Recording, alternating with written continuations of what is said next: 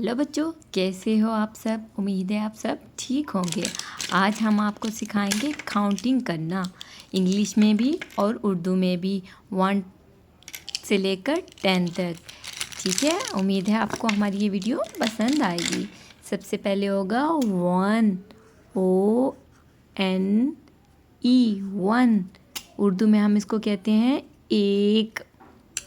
उसके बाद सेकंड जो वर्ड होगा वो है 2, TWO 2। उर्दू में इसको बोलेंगे दो। उसके बाद 3, THREE 3। उर्दू में इसको लिखेंगे तीन। उसके बाद हम लिखेंगे 4, FOUR 4 माने 4। उसके बाद हम लिखेंगे 5, FIVE 5। उसको उर्दू में लिखेंगे 5। उसके बाद हम लिखेंगे 6,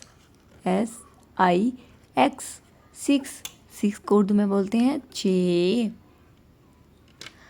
उसके बाद हम लिखेंगे 7, SEVEN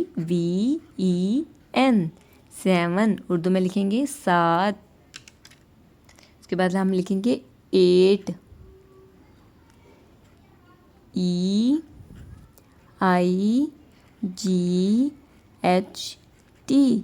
8 माने 8। उसके बाद हम लिखेंगे 9, NINE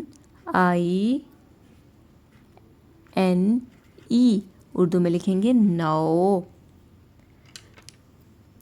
उसके बाद हम लिखेंगे 10, TEN 10 माने होता है 10।